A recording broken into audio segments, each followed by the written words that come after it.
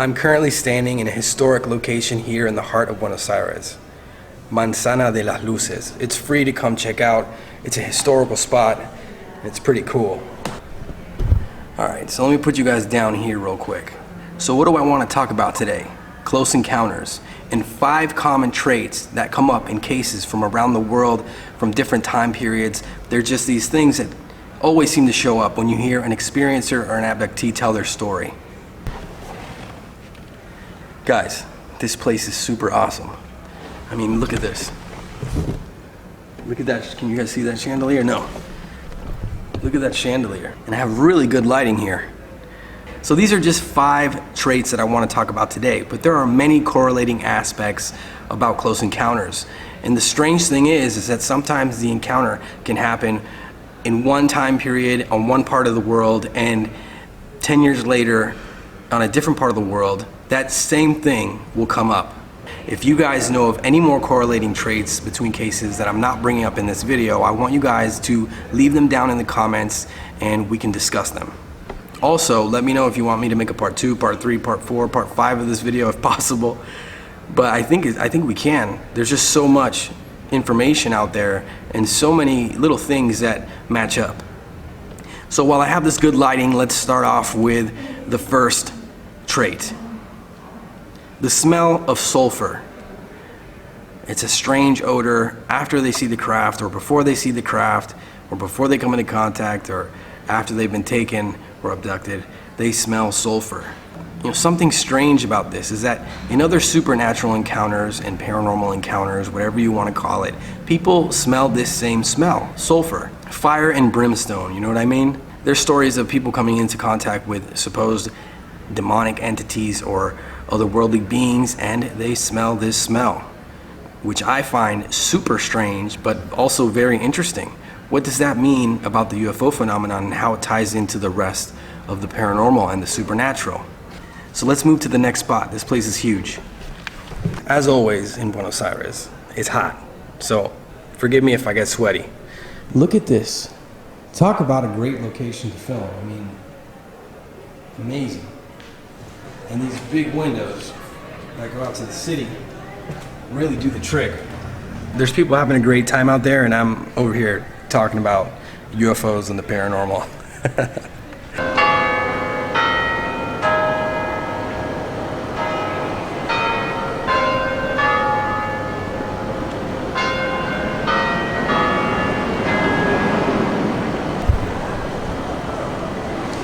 So the next aspect I want to talk about is the Oz effect. In many cases, when somebody sees a UFO or comes into contact with the craft or the beings on it, they say that the sound around them, like the sound of this city, the commotion, the birds chirping, it all stops. It's almost like time stands still. This is also something that seems to go hand in hand with supernatural and other paranormal cases that don't just have to do with UFOs. Look at the spot that I'm standing in. Honestly, Buenos Aires surprises me all the time. I came here thinking I was just gonna be able to take photos, and I said maybe if they let me film, I'll film this quick video for you guys. It worked out, but look behind me, look at this. These old structures, look at the floor. Cobblestone floors. It often happens, believe it or not, that you go somewhere ready with the camera, the mic, the tripod, and they kick you out. They'll let you take pictures, but they won't let you film. I've been kicked out of a few spots trying to make these videos for you guys, so please subscribe and like this video and share it with all your homies, your friends, your family. Check this out. Can you guys see that? Wow, this is nuts. Look behind me, look at this location. Epic, and you can come film here. Tip for all you guys. Now the third trait I want to talk about is pretty obvious. The shapes of the craft and the lights on the craft. I mean, I think it's funny that these super intelligent beings from another dimension or another planet or from wherever they're from are just shining their brights every time they try to surprise somebody. And I understand it may be the propulsion system, it may be the power source of the craft, but still, if you're super intelligent, you're trying to stay low key, that's like driving around with fire coming out of your engine.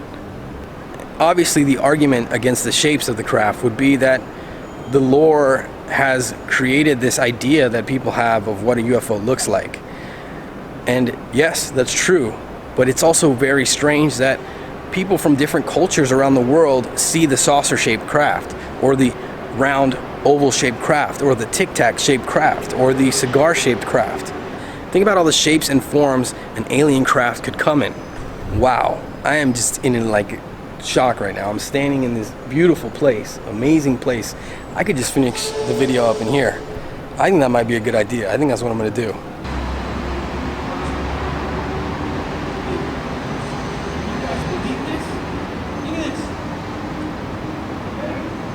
Y domingos de 3 a 19. Okay. Días de semana de lunes a viernes de 11 a 19.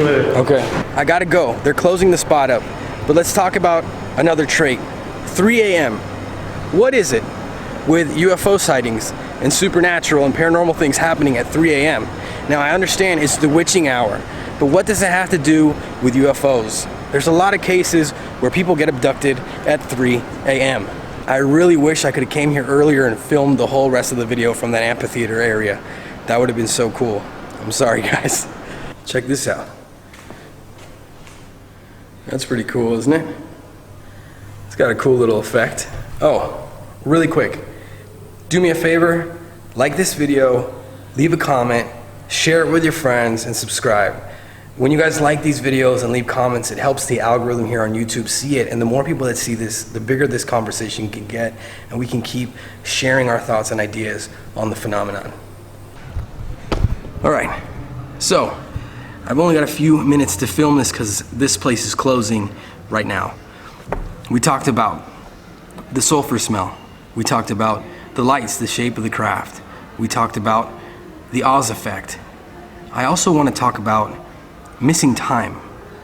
Now, a lot of people don't even remember coming into contact or having a close encounter. Sometimes they remember it later. Sometimes they have dreams about being abducted, and then they find out that they actually came into contact with these beings and saw a craft land on a road that they were driving down one day home from work. How is it that these people don't remember this? Is it some kind of tool that the beings use to wipe their memory? Sort of like the Men in Black movies. But this is a trait that you see all throughout the world and in cases from all different time periods. Missing time. Last but not least, the fifth trait I want to talk about is telepathy. Sometimes the experiencer doesn't even have to come into contact with the beings. They just see the craft, but they hear a voice in their head telling them everything's okay, or to relax, or they feel calm, like something calmed them down internally. Abductees will tell you the beings didn't open their mouth. They spoke to them telepathically, and they could hear the voice of the being speaking usually the language of the abductee in their head. But this is also something that pops up all over the place. So like I said earlier in the video, there are so many traits. This is just a quick video I wanted to make to reach out and talk to you guys. But if you guys know of any traits, leave them down in the comments. I want to talk about these correlations because I feel like this adds more strength to the phenomenon. Even the strangest traits to me, I feel are the most powerful. Here's just an extra bonus one.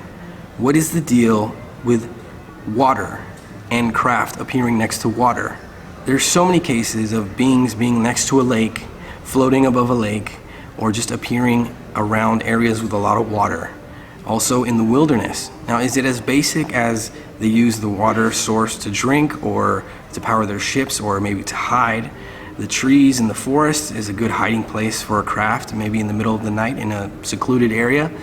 Is it that simple? Or is there something more to it? Thank you guys so much for watching this video, and for those of you that have been watching my videos on this channel and riding with this channel, thank you. And remember, on this channel, the paranormal is normal. And also, if you want to visit this place, the link is in the description. Go down, check it out, it's free. You can film, you can take photos here. I will definitely come back here again. The lighting is perfect.